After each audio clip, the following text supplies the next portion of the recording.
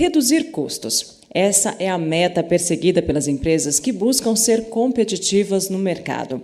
Embora com diferenças de consumo de acordo com segmentos de atuação, é inegável que a energia é um dos itens mais significativos nos custos de produção de qualquer empresa. Tarifas de energia elétrica altas significam, portanto, perda de competitividade.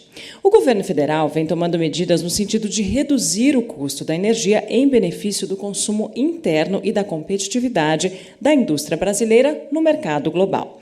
Também reduziu sensivelmente as taxas de juros e está sempre atento ao comportamento do câmbio, além de ter tomado iniciativas para proteger a indústria brasileira diante do aumento de liquidez no mercado internacional. Todas essas são iniciativas muito importantes, mas aqui cabe uma pergunta. E a empresa? O que a empresa pode fazer além de buscar a redução dos custos para aumentar a sua própria competitividade? Quem faz essa provocação, é o consultor Eduardo José Bernini. Ele é especialista em energia elétrica, mas também em gestão empresarial. E neste fórum, ele vai proferir a palestra Um Novo Olhar sobre um antigo desafio: eficiência e competitividade. Do ponto de vista específico da energia elétrica, os especialistas abordarão questões como regulamentação, formação de preço, regras de comercialização e oportunidades de redução do custo energético para os consumidores. Todas essas são questões extremamente pertinentes para a nossa atual conjuntura, embora em 2012 a economia tenda a crescer menos de 2% e em 2013 deverá chegar aos 4%. Isso significa que mais máquinas estarão em operação, maior será o número de profissionais em atuação, maior quantidade de pedidos a atender e, é claro, por tudo isso, maior volume de energia elétrica a ser consumida. Vem dessas perspectivas também a importância de hoje ao nos perguntarmos qual é o papel do mercado livre diante desse cenário. Desde a introdução do mercado livre aqui no Brasil em 2000 até 2010, apenas os grandes consumidores de energia podiam se beneficiar das vantagens competitivas por ele auferidas. Isso não é pouco, mas esses consumidores são responsáveis por mais de 20% de toda a energia consumida aqui no Brasil, ou seja, 45% do consumo de energia elétrica e 40% da energia térmica da indústria brasileira, segundo os dados da Associação Brasileira de Grandes Consumidores Industriais de Energia e de Consumidores Livres, a ABRACE. Atualmente, porém, o mercado livre de energia elétrica ingressa em uma segunda etapa. Os consumidores de menor porte também podem aderir a ele com visíveis benefícios em termos de custos e, portanto, de competitividade. Por isso, tem crescido a taxas de 30% ao ano. Essa expansão acelerada é resultado da percepção pelo consumidor de todos os benefícios por ele acarretado. Afinal, o mercado livre permite que a empresa escolha o seu fornecedor de energia, negociando livremente um conjunto de variáveis, como prazo contratual, preços, variação do preço ao longo do tempo e os serviços associados a essa comercialização. Além disso, ao lhe fornecer energia renovável, como as eólicas e as pequenas centrais hidrelétricas, contribui para a manutenção da matriz brasileira no topo do ranking das mais renováveis do mundo todo. Portanto, também por essa vertente, colabora para a competitividade da indústria nacional em um mercado cada vez mais exigente em termos ambientais. Finalmente, ao ampliar a participação e incorporar a demanda como variável, esse mercado torna o setor elétrico mais transparente, mais eficiente e mais seguro. Com esses benefícios inegáveis, o Mercado Livre tem prestado inúmeros serviços, não só à empresa, mas também ao nosso país. Ao oferecer contratos com custos e condições ajustadas às necessidades dos seus consumidores, colabora para que a energia elétrica seja indutora do desenvolvimento da economia nacional. É tudo isso e um pouco mais que o terceiro Fórum do Mercado Livre de Energia Elétrica vai mostrar para todos vocês. O nosso objetivo com isso é fornecer elementos para a utilização estratégica e racional da energia elétrica, em benefício da sua empresa, do Brasil e, por que não, do nosso planeta. Desejamos a todos uma excelente tarde de trabalho e, principalmente, de muito aprendizado. Nós vamos assistir agora a um vídeo institucional que conta um pouquinho mais sobre a bioenergias. Vamos ver? Qual o valor da energia? no ciclo da água, na velocidade do vento, no movimento da indústria, em todos os caminhos da vida. A energia move o mundo, impulsiona descobertas. A energia surpreende, transforma. A energia se planta, gera vida, que gera energia, que gera vida. Bioenergias. Nós somos a Bioenergias. Nós comercializamos energia. A energia que queremos que você e a sua empresa consumam. Por isso eu tenho um convite. Eu quero que você venha atuar conosco no Mercado Livre, o mercado onde atua a Bioenergias. O Mercado Livre de Energia compõe um mercado de aproximadamente 25% da carga do país. Poucas empresas no setor conseguiram realmente agregar uma área forte de comercialização de energia com uma área bastante técnica e com um portfólio de clientes do nível que a Bioenergias conseguiu no mercado e com bastante credibilidade. A Bioenergias possui uma área dedicada a atender os clientes que migraram para o Mercado Livre. Nós fornecemos todo o suporte necessário para adesão à Câmara de Comercialização e para a gestão mensal. A Bioenergias é responsável por todos os processos e questões técnicas e regulatórias. A Bioenergias mantém excelentes índices financeiros, o que permite estarmos buscando mais e mais clientes em todo o território nacional. Empresa nova, arejada, ousada, transparente. A Bioenergias é uma das maiores empresas de comercialização de energia do Brasil e atua num segmento que representa 1/3 do consumo nacional. O Mercado Livre representa redução de custo, liberdade de escolha, investimento em energia renovável, o que contribui para um futuro mais limpo. A Bioenergias atende consumidores de diversos segmentos. Nós desenvolvemos um aplicativo que simula em apenas 15 minutos a economia potencial de uma empresa que pretende migrar para o Mercado Livre, comprovando nossa agilidade e segurança na informação. A Bioenergias é a única empresa que desenvolveu um aplicativo que monitora todas essas variáveis em tempo real e disponibiliza de forma gratuita para o mercado, tanto para iPhone quanto para BlackBerry. Para mim, a palavra que define realmente a Bioenergias é comprometimento. A Bioenergias continua investindo e acredita que a liberdade de escolha é o melhor caminho para aumentar a competitividade da indústria brasileira. Essa é a Bioenergias. Esses são os nossos valores. Essa é a nossa marca. Bioenergias.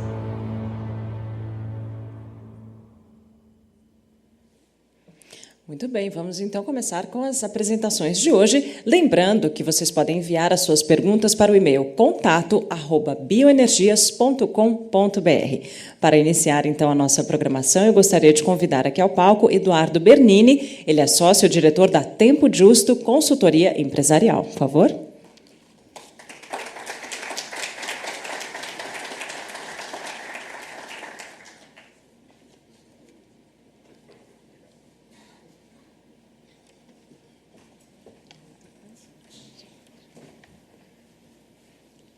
Muito bem. Bom, boa tarde a todos.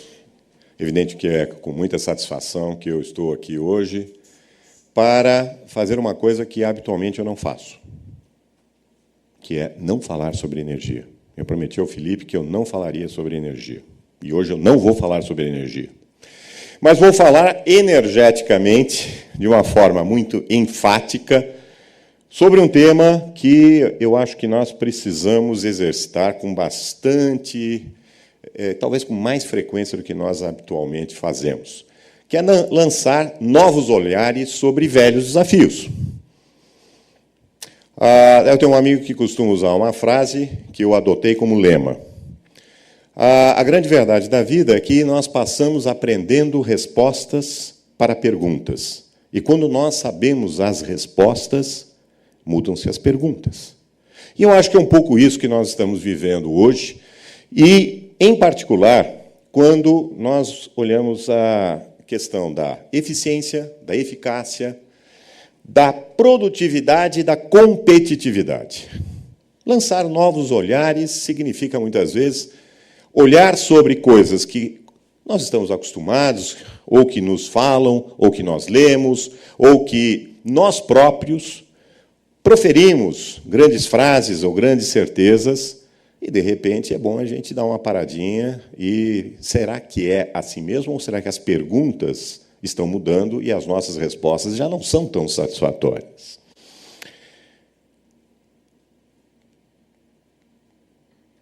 Eu devo apontar para aí. Bom, apresentando um pouco a Tempo Justo. A Tempo Justo é uma consultoria focada em planejamento estratégico, inteligência competitiva, seleção de negócios e apoio à adoção de melhores práticas de governança corporativa em negócios regulados. Vejam que eu não falei energia. E vou ficar até o final da palestra não proferindo a palavra energia, mesmo que energeticamente esteja me dirigindo a vocês. E exatamente esse é o ponto que eu gostaria de trazer aqui para reflexão. Como é que está o governo das empresas? Governo não é somente os poderes constituídos da nação, é também a maneira como que o poder é exercido dentro das organizações, dentro das empresas, e o que isto pode levar ou não de resultados para as nossas atividades. E se nós pararmos para pensar, e aí vai uma primeira provocação, quando a realidade não nos satisfaz, talvez a resposta possa estar no surrealismo da realidade. E eu estou usando a palavra surrealismo porque, dentro da maneira pela qual nós temos que lançar esse novo olhar, talvez a gente tenha que prestar atenção muito mais em detalhes do que no todo, para que nós possamos entender exatamente o que está ocorrendo à nossa volta. Como roteiro para a nossa conversa, eu elegi 4 pontos, embora este último aqui não seja um ponto, e sim seja um alerta. Que desafios os empresários executivos enfrentam no dia a dia? Que lições o panorama macroeconômico e geopolítico brasileiro nos trazem de novo? E inteligência competitiva, para que serve? É de comer? É de beber? É de brincar? Na verdade, não é um chavão de consultor, mas é algo que nós praticamos no dia a dia e talvez nós não tenhamos uma percepção clara de qual é o alcance e qual a importância que nós temos neste tema para, inclusive, melhorar a nossa capacidade de percepção sobre o que está afetando os nossos negócios ou a nossa ação empresarial. E depois vamos falar um pouquinho aqui sobre sabedoria convencional. Algumas perguntas que são não triviais, mas, ao mesmo tempo, elas são sinceras. Estou aqui diante de uma plateia de executivos e empresários. Para administradores, eu acho que tem uma pergunta que ninguém gosta de responder muito. Como é que a gente pode ser feliz e, ao mesmo tempo, manter o nosso emprego? É uma provocação. Vocês já pararam para pensar? Deram uma chacoalhada para pensar como é que eu posso ser feliz e, ao mesmo tempo, manter o meu emprego?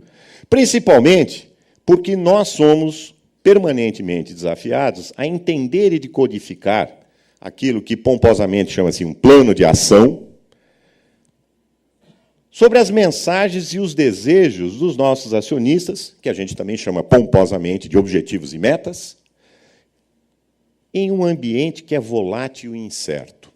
Que certezas nós podemos trazer para a nossa felicidade pessoal e manter o nosso emprego num ambiente que é, essencialmente, e cada vez mais volátil e incerto? Como nós vamos conciliar, e eu peguei só essa pergunta, poderia pegar dezenas de outras, como é que a gente concilia redução de custos, que tem a ver com eficiência, com desenvolvimento de oportunidades, que tem a ver com eficácia?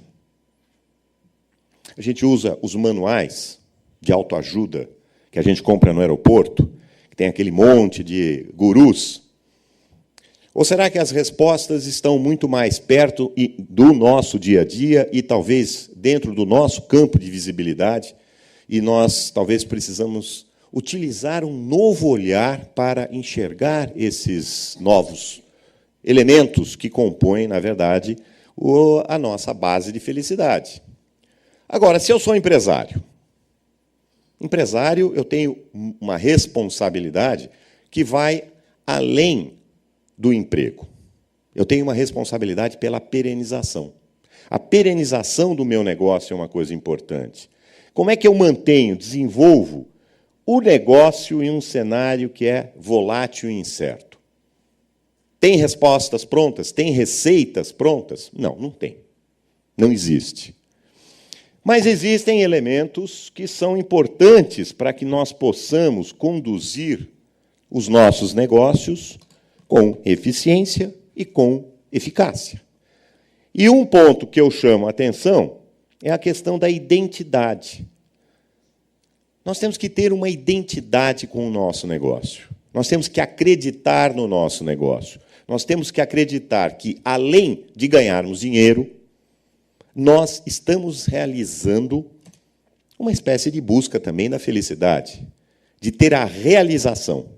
E ter a identidade com o negócio significa, essencialmente, que eu tenho que acreditar que aquilo que eu estou fazendo é algo que vale a pena ser feito. Mas nós temos um mundo que está em permanente mutação.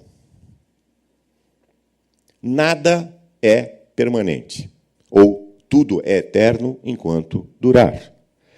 E essa mutação muitas vezes nos traz a infelicidade de, na hora que eu aprendi tudo o que eu sabia sobre o meu negócio e achava que estava num ponto de equilíbrio, num ponto estável, que daqui para frente era só correr para o abraço, a realidade nos ensina que há mutações, e as mutações estão permanentemente acontecendo, e nós temos que trazê-las para a nossa identidade. Nós não podemos perder a nossa identidade, mas, ao mesmo tempo, não podemos ser refratários, reativos às mudanças que vão acontecer inevitavelmente.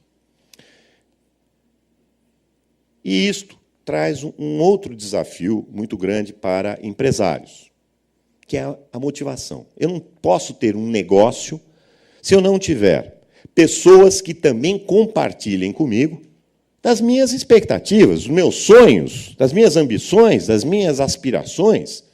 Como motivar dentro de um ambiente de incertezas, de mudanças, de mutações? Isto é um desafio. E, ao contrário do que consultores normalmente afirmam, eu não tenho a resposta para todas as situações. Até porque a resposta está muito mais na reação, na identidade, na maneira como que cada negócio é construído e, principalmente, por um dado que é, muitas vezes, eu diria, na maior parte das vezes, não considerado adequadamente dentro do planejamento estratégico, todos os jargões, de toda a construção daquilo que é o negócio, que é entender o meio onde nós estamos atuando. Que forças estão se movimentando, que elementos de mutação tecnológico, social, econômico, político, social estão ao redor do meu negócio. Uma das tarefas aqui, a Tempo Justo vem se dedicando, Tempo Justo, leia-se, eu, em parceria com alguns colegas, e uma das colegas que está aqui no auditório, levante a mão, cadê Ângela Jabur? Levanta a mão, Ângela Jabur. Ah, está lá no fundo, ela é tímida. E foi exatamente nós trabalharmos no desenvolvimento de um mapeamento de stakeholders, de mapeamento de partes relacionadas. Porque o mundo externo influencia o meu negócio. E, muitas vezes, nós não conseguimos alcançar o devido impacto das mudanças que nós desejamos, porque porque nós não decodificamos adequadamente o meio externo que está em mutação. Não decodificamos a tecnologia, mas também não decodificamos as mudanças que estão acontecendo nos nossos concorrentes, nos nossos parceiros, nos nossos fornecedores, em todas as partes que integram, na essência, a natureza do nosso negócio. Conhecer a agenda, conhecer as aspirações de todas essas partes relacionadas é também um elemento crítico de negócio. E é um pouco sobre isso que nós vamos falar à frente.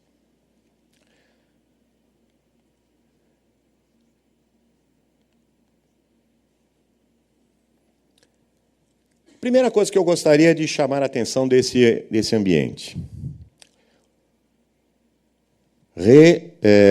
Refraseando Nelson Rodrigues. O óbvio ululante. O Brasil não é uma ilha.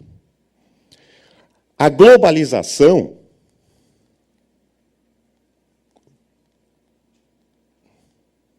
eu devo estar apontando para o lugar errado, não é? Voltou. A globalização, com seus defeitos e com suas virtudes, é uma realidade que nós não podemos desconsiderar. E, muitas vezes, nós vemos o nosso negócio como sendo parte da grande autarquia, do grande país fechado, do grande Brasil. E nós temos uma outra síndrome muito importante. É a síndrome da jabuticaba, também conhecida como a síndrome da Myrsiaria cauliflora, a nossa velha e conhecida jabuticaba. Quem não usou, em algum momento, a expressão mas aqui não vai funcionar, porque nosso Brasil tem coisas que são únicas. É que nem a jabuticaba.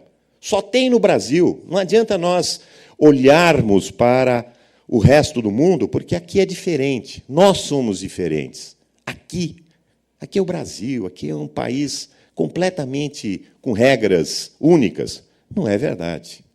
Isto é um erro. É um erro na medida em que nós estamos, primeiro, desconsiderando a nossa própria diversidade como país. Nós somos um país de imigrantes. Nós somos um país que tem uma diversidade cultural, uma diversidade de recursos naturais fantásticas. Temos sol, terra, mar e ar, mas só que isso não é suficiente. Nós temos que olhar a tecnologia que está avançando, e não necessariamente no Brasil. Nós temos métodos de gestão, nós temos formas de organização que estão em permanente mutação, e nós não podemos ser refratários, porque o mundo se globalizou. Quem tem um smartphone, quem tem uma internet, quem tem uma TV a cabo, quem tem qualquer tipo de instrumento de comunicação, deixou de ser uma ilha. E o mundo dos negócios, a forma de organizar e tocar negócios da pequena loja na esquina da rua principal, da pequena cidadezinha, perdida no grande sertão e nas veredas, hoje está conectada globalmente. Não há como não acontecer isso. E esta realidade precisa ser decodificada, porque nós precisamos abrir os olhos para o que está acontecendo e aí sim usarmos uma qualidade do mito da jabuticaba.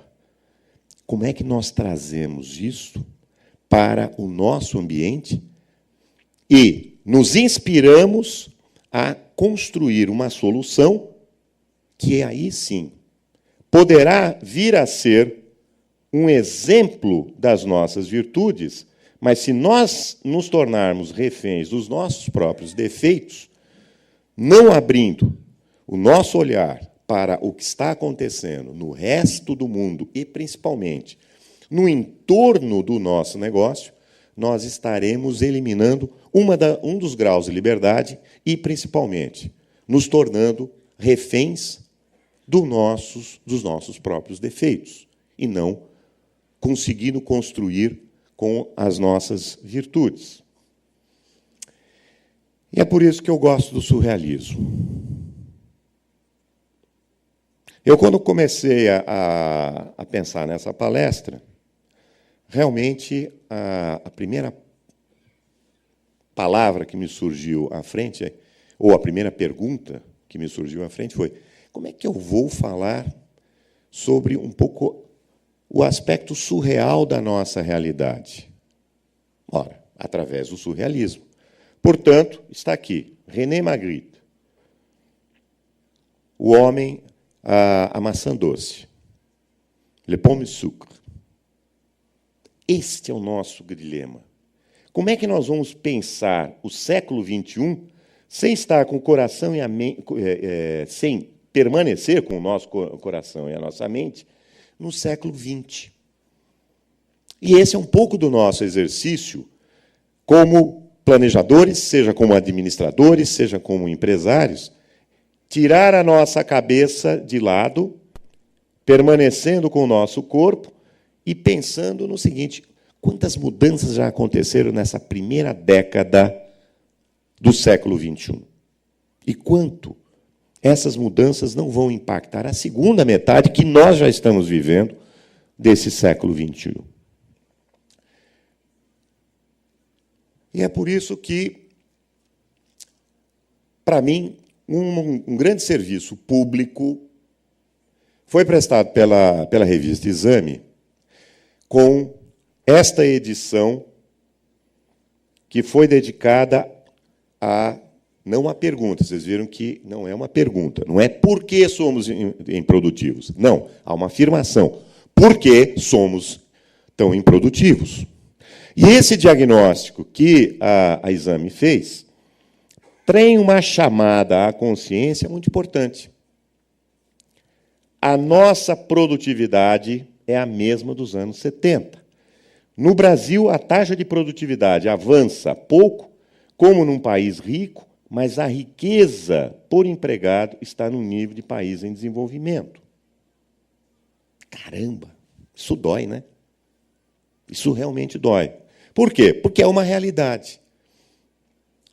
E uma forma de superação da realidade é nós reconhecermos essa realidade. Mas, há 20 anos, o estoque de investimento por trabalhador não aumenta no Brasil. A manufatura brasileira se mantém em setores tradicionais e não avança em áreas de maior tecnologia. Chato, né? Realmente é preocupante. Mas nós temos que olhar sempre as coisas com novos olhares. E o novo olhar veio na boa notícia.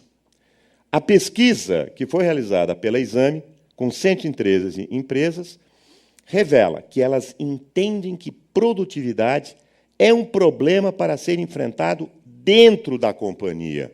Opa, tem uma novidade aí. Tem um ponto diferente. Há algo de novo, vamos prestar atenção. Não vamos ficar deprimidos porque o país parou nos anos 70. Não vamos ficar deprimidos porque a nossa manufatura não está conseguindo evoluir nos segmentos de maior valor agregado, que são os valores de maior tecnologia, ou de maior tecnologia embarcada, ou de maior tecnologia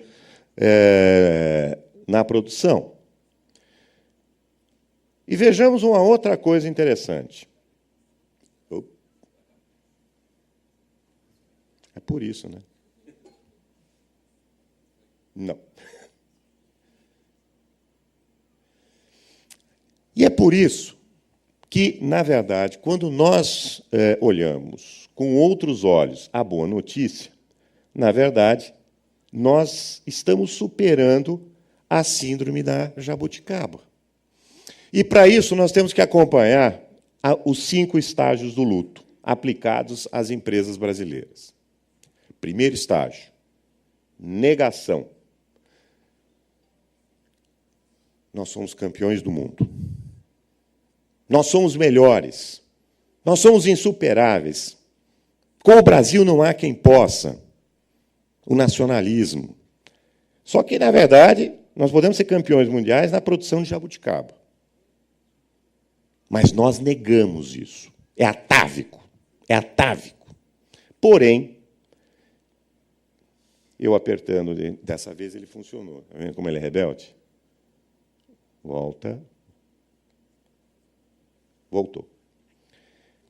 Porém, a fase da negação é sucedida à fase da revolta. Por que eles crescem e eu não? E ficamos revoltados. Às vezes a gente culpa o imperialismo yankee, às vezes nós culpamos os argentinos, que nos perdoem. Às vezes culpamos a China, às vezes culpamos alguém. Por quê? Porque eu não e ele sim. Ora, a essa fase, a esse estágio, vem a barganha. E isso é muito típico também da brasilidade. Me dá um subsídio, me dá uma proteção. Ora, será que isso é a resposta para o capitalismo do século XXI? Foi a resposta do capitalismo nos anos 50. Mas será que é a resposta para o capitalismo que nós estamos vivendo na era globalizada? A proteção, o isolamento, o subsídio? Aí vem a depressão.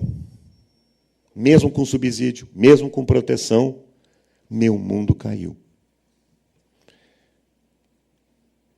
Você conseguiu e agora diz que tem pena de mim. É como o resto do mundo está nos vendo. Deixamos de ser queridinhos? Não sei se nós deixamos de ser queridinhos, porque eu não sei se nós fomos tão queridinhos assim. Mas é um momento psicológico da nação brasileira, de nós entrarmos numa depressão. Só que o que esta pesquisa da Exame mostra? Nós já estamos no 5º estágio, no estágio da aceitação, onde eu estou aprendendo a me levantar. Na voz da Maísa é bem melhor, tá? Eu não vou ousar cantar aqui, porque senão vai ser um vexame danado. Mas é isso. Nós temos 5 fases, 5 estágios, e, felizmente, nós estamos aqui. Nós estamos começando a reconhecer que é dentro de casa que nós temos que fazer a lição. E tanto é dentro de casa. Aliás, isso aí vem desde Pero Vaz e Caminha, né? Se alguém leu, alguém teve a curiosidade de ler a carta a El Rei, tudo isso aí está lá, tá? Menos a aceitação. O fato é o seguinte: dentro dessa aceitação, nós temos algumas evidências claras de que isto não é uma frase de efeito, de que isto não é simplesmente uma onda, um momento passageiro. Da enquete feita pela Exame, o primeiro item é: a produtividade da empresa é 66% equivalente a 2/3 da mais alta do seu setor. Opa, isso é bom. É bom, mas não é ótimo. Porque 66, 2/3, está a 2/3 da mais alta. O que significa que o nosso espaço de melhorar, de fazer os aprimoramentos em termos da nossa competitividade ainda é grande. Mas, dos fatores que mais influenciam a produtividade, 65 estão dentro da empresa. Ora, qual é a importância dessa estatística? A importância dessa estatística é que 113 empresas, uma amostra significativa de grandes empresas e médias empresas, já reconhecem que o problema é dentro de casa. Aonde nós temos que ter o foco? Dentro de casa. Isso é corroborado pelo fato de que, considerando apenas o ambiente interno da empresa, o fator mais importante, 42%, está em processos e organização. 23% em nível de qualificação e educação dos funcionários e 23% em liderança e motivação. Liderança e motivação, treinamento e qualificação e processos e gestão. Não é tecnologia. 8% é tecnologia e máquinas. Portanto, é dentro da maneira pela qual nós estabelecemos os parâmetros que estão sobre o nosso mais rigoroso controle, sobre a nossa mais rigorosa capacidade de ação. Outro ponto importante é que, nos últimos 12 meses, 53% dos investimentos e produtividade foram em melhoria de gestão e processo, 25% em treinamento e 32% em máquinas e equipamentos. Portanto, as empresas brasileiras estão se mexendo, elas não estão imobilizadas. E mais, nos próximos 12 meses, 60% vai se dedicar a melhorar a gestão e processos, 24% a investir em treinamento e 16% em máquinas, portanto, em tecnologia. Agora, tem um fator que, para mim, foi surpreendente. 63% das empresas declararam que os seus funcionários são altamente comprometidos e conscientes da importância da produtividade. Algo está mudando. A imagem e a maneira pela qual essa percepção, inclusive, está capilarizando dentro das empresas, está mostrando algum tipo de diferença em relação ao passado. Porém, o que esse conjunto de indicadores realmente representa? Que aquilo que nós estamos acostumados a chamar de custo Brasil, na verdade, não é um custo Brasil. Existe também um custo Brasil, que é o do passível intangível. E isto tudo demonstra que nós temos um passivo intangível que não está registrado nos balanços, nos demonstrativos e resultados das empresas, que é exatamente as nossas deficiências em gestão, processos, capacitação, e não necessariamente em tecnologia.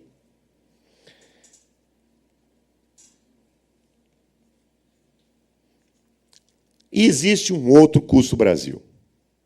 O custo Brasil que nós estamos acostumados a chamar de custo Brasil, que é exatamente o custo Brasil tangível, e que, na pesquisa, ficou muito bem caracterizado, que, do ambiente externo, 60% burocracia e complexidade tributária são os grandes entraves, nenhuma surpresa, 27% em infraestrutura precária, nenhuma surpresa, eu acharia até que seria mais, e 3% de intervencionismo estatal.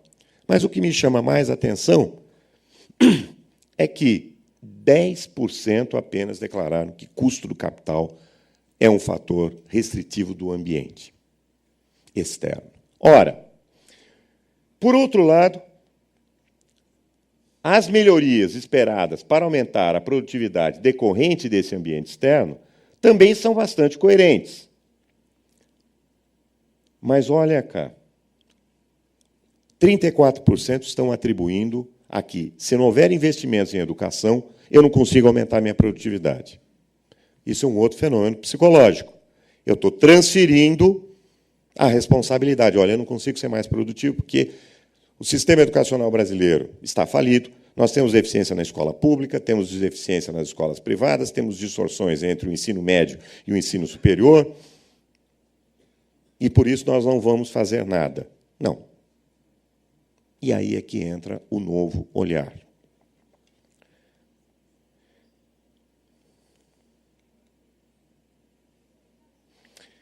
Produtividade, eficiência e eficácia não podem ser deixadas exclusivamente na cota do sócio oculto. Governo. Nós temos que olhar um outro olhar para aquilo que o governo não está fazendo, mas também um olhar muito próximo sobre aquilo que nós podemos fazer. E temos muito a fazer e coisas que nós podemos efetivamente fazer. No custo Brasil tangível, burocracia, impostos, gigantismo, intervencionismo, volatilidade, é um problema do governo e da sociedade. Existe um antídoto. O antídoto é pressão, é reação, é o exercício daquilo que eu chamo de assimetria do poder de influência, que eu não vou detalhar agora, mas é a base que faz com que, na verdade, nós tenhamos uma sociedade que precisa se movimentar em função de agendas. Mas, por outro lado, o passivo intangível, representado por deficiências em liderança e motivação, em gestão e processo, treinamento e desenvolvimento, inovação e pesquisa e desenvolvimento, é um problema do governo das empresas. É como as empresas são governadas, como elas são geridas. E é a maneira como que esse governo, em termos de prioridades, de metas, objetivos, procedimentos, é que precisa de um novo olhar de como é que nós trazemos para dentro das empresas melhores práticas. E é por isso que nós não podemos ter um comportamento insular. Nós não podemos ser ilha.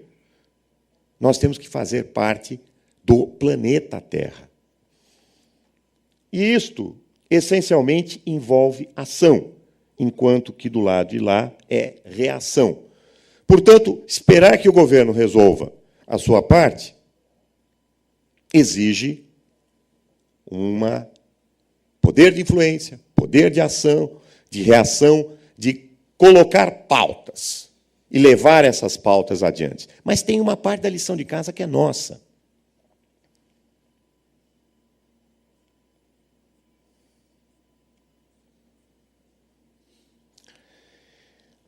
E é por isso que a questão da sabedoria convencional é importante.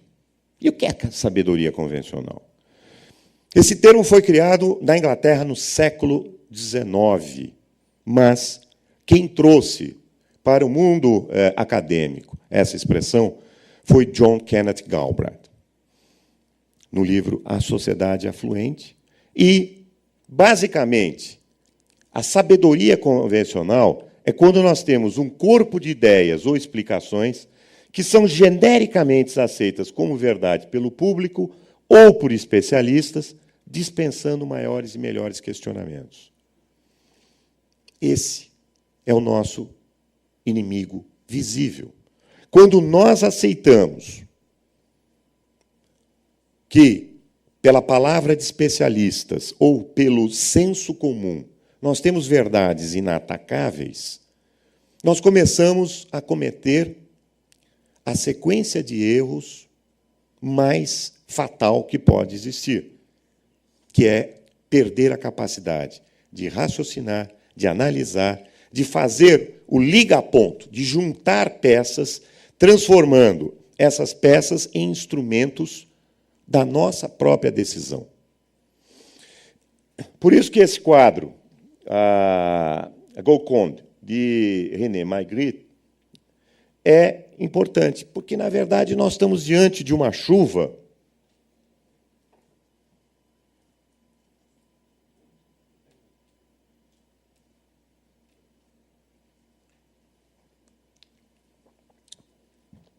Nós estamos diante sempre de chuvas de ideias ou conceitos que são aceitos sem maiores questionamentos. E deixamos de olhar para elementos que são fundamentais do nosso entorno ou dentro das nossas atividades. E esta percepção mostra que é possível, sim, superar a sabedoria convencional de certas verdades. Como, por exemplo, educação é um problema do Estado, não tenho nada a ver com isso, eu quero os meus trabalhadores, os meus funcionários, os meus dirigentes perfeitamente treinados numa escola pública de alto nível e que entregue o produto acabado na porta da minha empresa. E esse produto acabado chama-se gente. Ora, só que tem um exemplo interessante que mostra que construir ativos tangíveis não é tão impossível assim. E nem tão complexo, tão desafiador.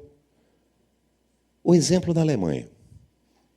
E é apenas um exemplo. Poderíamos pegar um exemplo coreano, poderíamos pegar um exemplo chinês, poderíamos pegar um exemplo chileno, poderíamos pegar um exemplo argentino, pero de muitos anos atrás.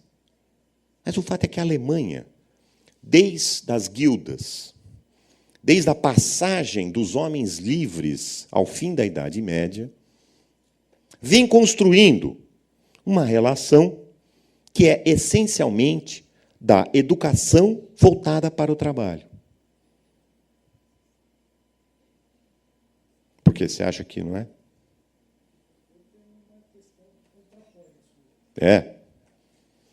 Podemos debatê-la. Mas a minha tese é a seguinte: o exemplo alemão do nível médio e da integração empresa e escola é um bom exemplo.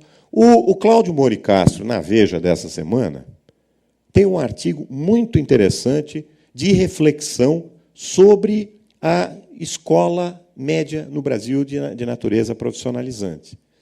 Então, esta aproximação entre a empresa e o universo da educação para definir mais claramente, mais adequadamente, quais são as necessidades que o mercado de trabalho exige para diferentes níveis de qualificação.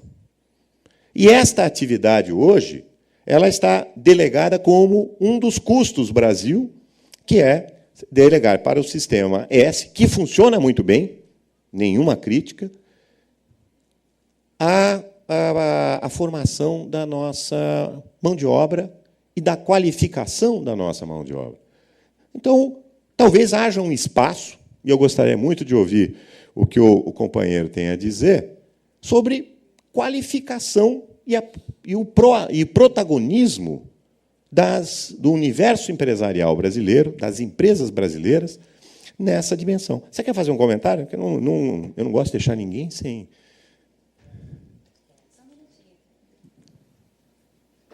Oi. Primeiramente, eu gostaria de parabenizar a palestra, muito boa até o momento.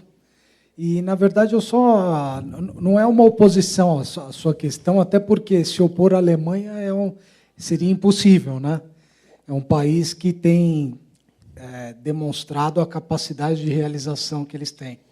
Só que, quando eu coloco uma análise, eu também sou consultoria empresarial, chama Mega Brands, consultoria empresarial, e nós atuamos principalmente com o mercado externo.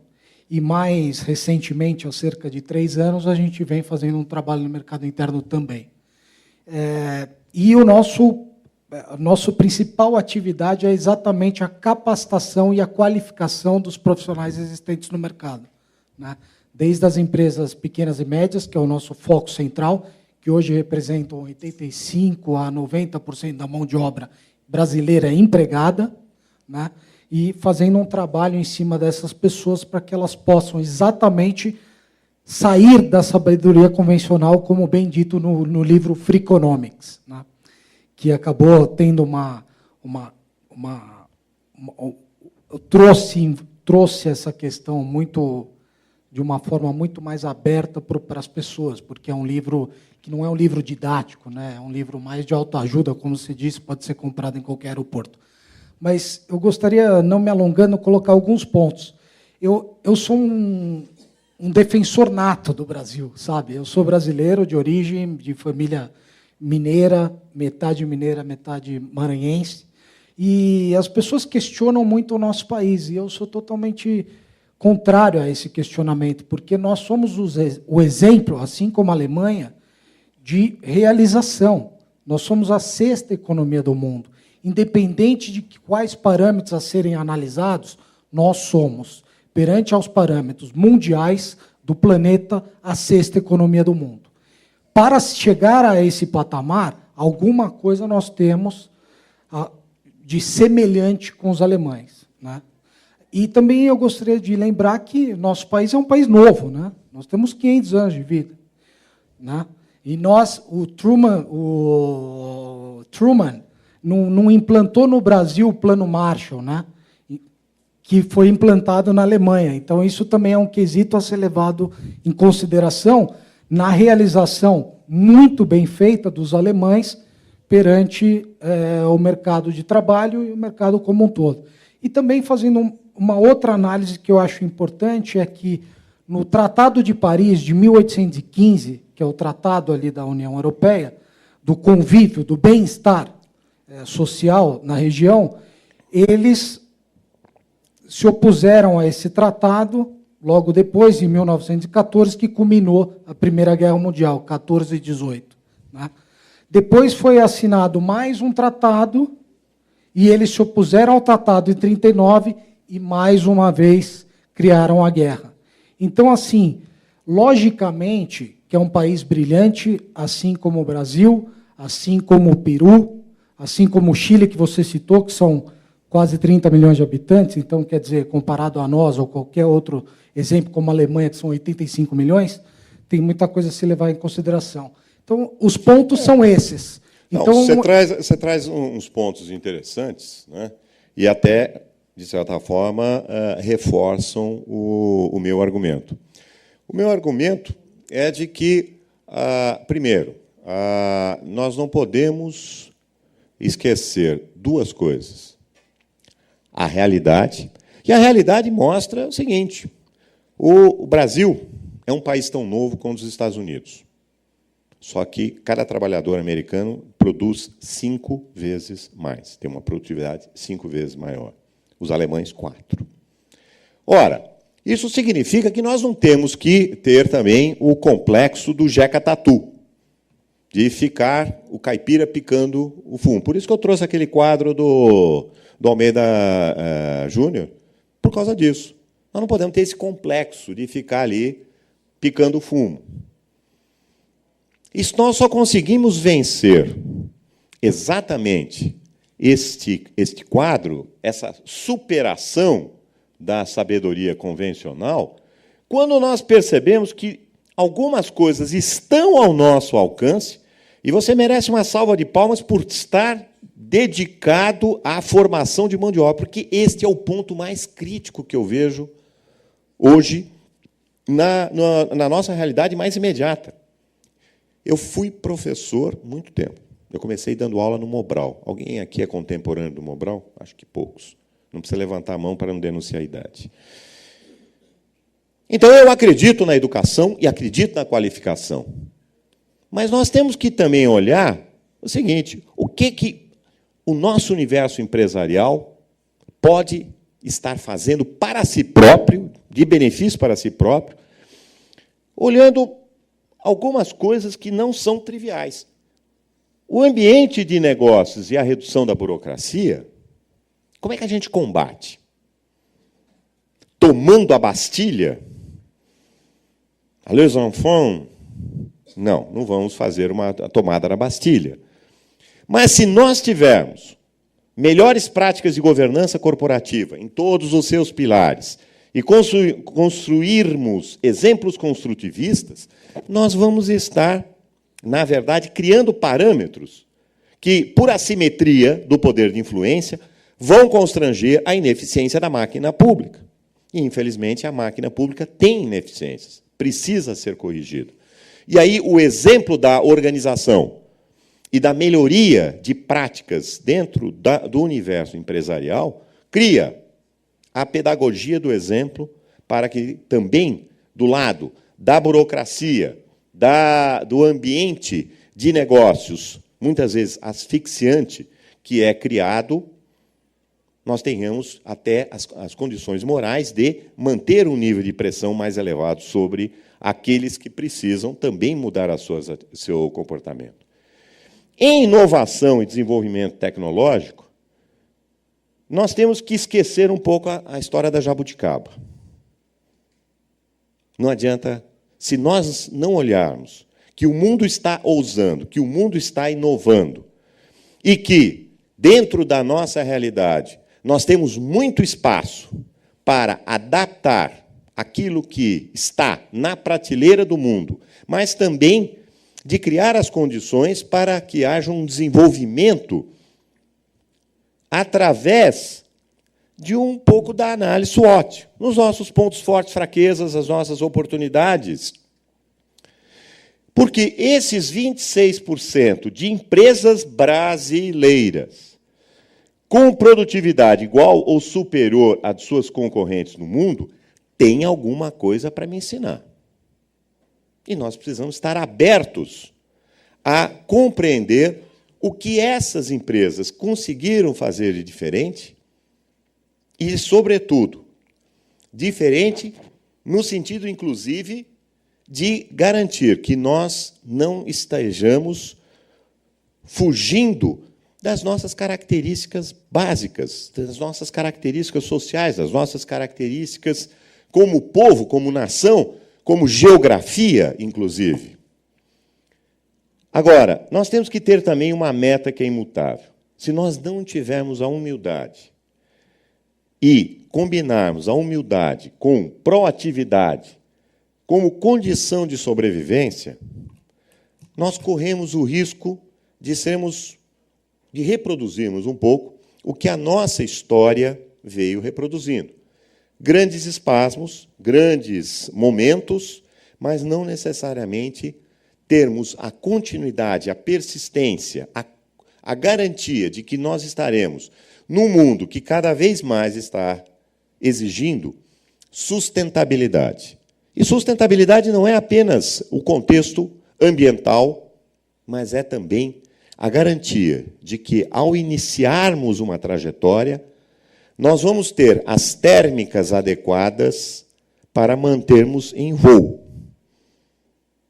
E, principalmente, estando em voo, podemos estabelecer as rotas que nos interessam.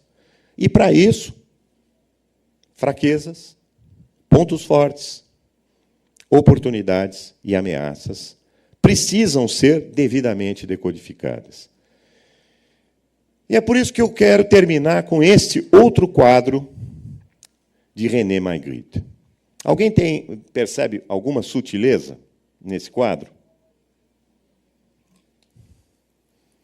Existe uma sutileza. Eu não sei se a projeção está boa. A sutileza está aqui, ó. Nós não estamos vendo a realidade. Nós estamos vendo a realidade pintada através dos olhos do pintor, como se fosse uma continuidade da janela. Isso significa que, na verdade, nós temos em nossas mãos a possibilidade clara de entender o universo, o nosso entorno, e fazermos desse nosso entorno a nossa resposta, o nosso quadro. E eu não ia falar de energia, mas tudo isso que eu disse tem tudo a ver com o Mercado Livre. Muito obrigado.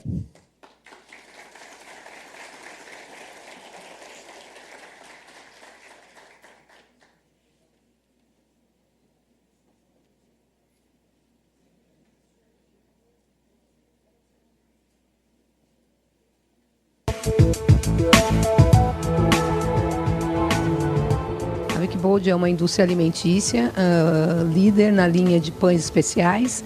Nós estamos aqui na fábrica de Diadema. Eu quero começar a contar um pouquinho para vocês a história de como que a gente começou a pensar na Wikibold em migrar para o Mercado Livre. Na realidade, começou lá em 2001, né, quando teve aquela crise de energia, a questão do racionamento. Eu acho que aí todo mundo, acho que na dificuldade é onde todo mundo começa a pensar, né, e a analisar.